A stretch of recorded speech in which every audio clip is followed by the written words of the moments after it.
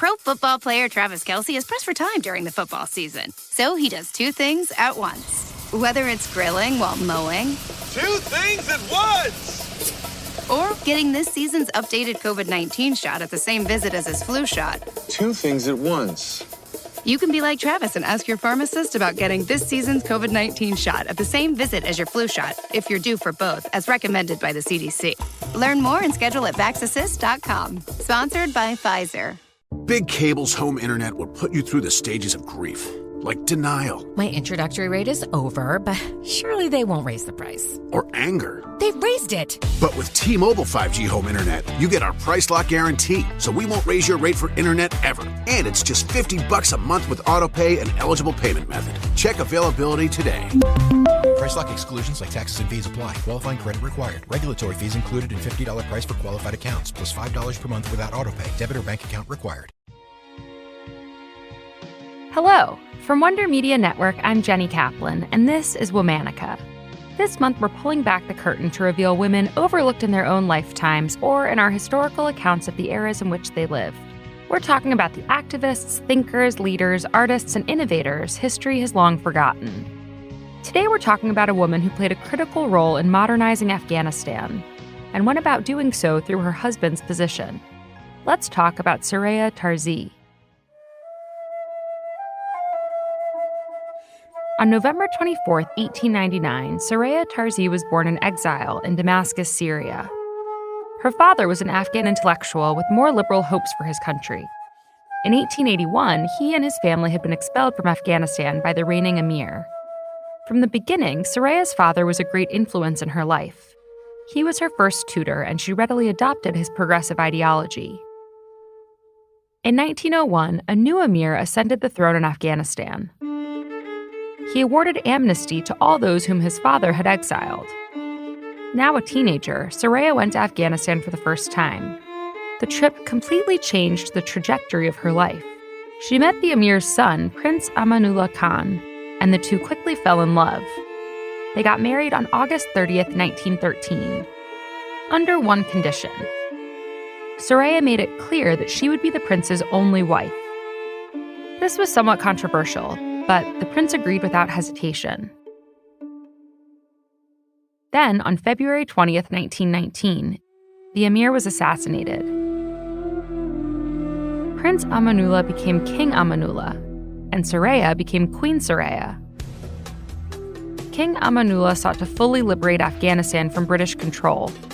With the encouragement of Soraya's father, who was now a Minister of Foreign Affairs, King Amanullah invaded British-controlled India in May of 1919. This move set off the Third Anglo-Afghan War, and on August 19, 1919, Afghanistan won its independence from British rule. After this achievement, the new royal couple set their sights on modernizing Afghanistan. Part of this plan included changing the royal title from the traditional emir to king. For many years, women in Afghanistan had lived restricted lives.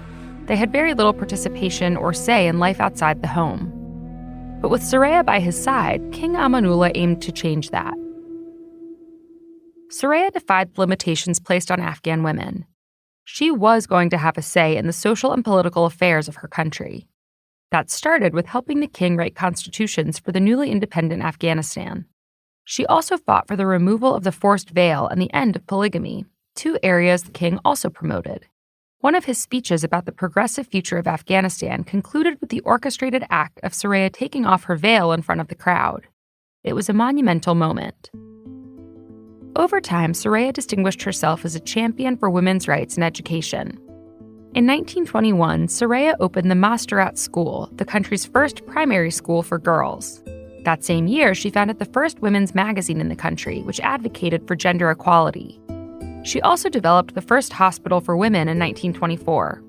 In 1926, she became the Minister of Education. At the 7th commemoration of Afghanistan's independence, Soraya delivered a moving speech. She said, "Independence belongs to all of us, and that is why we celebrate it. Do you believe, however, that our nation from the beginning only needs men to serve it?" She argued that women also needed to participate in order for Afghanistan to prosper, and they couldn't do that without education. Soraya was shepherding Afghanistan into a new era of modernity, In December of 1927, she and the king embarked on a 6-month tour of Europe. Her mere presence on the trip signaled the direction Afghanistan was moving toward, one that granted women their freedoms and included them in all spheres of life. Their travels also influenced the reforms they wanted to implement back home. Soraya and King Amanullah were excited to put what they'd learned into practice when they returned. Soraya sent 15 Maserat schoolgirls to Turkey to advance their education. This was a particularly incendiary move. Sending young, unmarried girls out of the country for the pursuit of education was a sign that the king and queen were not afraid to reject entrenched social and cultural norms. But Soraya and the king were unprepared for the public's response. Afghanistan was not ready for such rapid change. People pushed back. To calm the outrage, the king rolled back some of the progressive changes he'd made. He closed secular schools and repealed the laws banning polygamy and those granting women the right to divorce. But it wasn't enough. On November 14, 1928, the opposition rebelled and launched Afghanistan into a civil war. Before the war was over, the rebel forces had taken Kabul.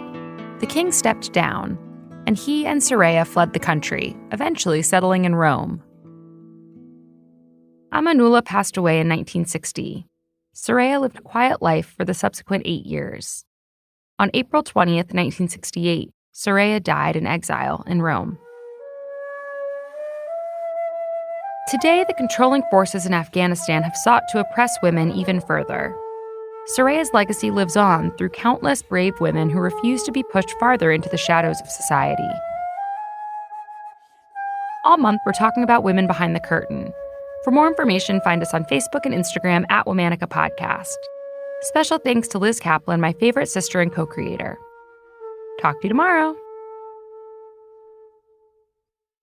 Pro football player Travis Kelce is pressed for time during the football season. So he does 2 things at once. Whether it's grilling while mowing. 2 things at once! Or getting this season's updated COVID-19 shot at the same visit as his flu shot. 2 things at once. You can be like Travis and ask your pharmacist about getting this season's COVID-19 shot at the same visit as your flu shot, if you're due for both, as recommended by the CDC. Learn more and schedule at vaxassist.com. Sponsored by Pfizer. Congratulations to Boston Children's Hospital, first place award winner for innovation in industry at the 2023 Unconventional Awards presented by T-Mobile for Business. Boston Children's is dedicated to improving and advancing the health and well-being of children around the world through its life-changing work in clinical care, and it is home to the world's largest pediatric research enterprise. Boston Children's is revolutionizing healthcare with T-Mobile's 5G solutions. Through secure, private, and reliable networks, practitioners can access internal systems and applications securely from virtually anywhere.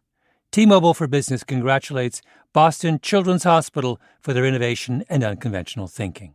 No one likes to talk about money. Am I saving enough? Can I buy a house? Am I paying too much in taxes? Will I be able to retire? What if you could unlock insights about your finances in less than 5 minutes with a clear picture of where you stand today and where your money can work harder? Now you can. Visit Facet.com to take the free quiz and get your financial wellness score today. That's FACET.com. This ad is sponsored by Facet. Facet Wealth Incorporated is an SEC-registered investment advisor. This is not an offer to buy or sell securities, nor is it investment, legal, or tax advice.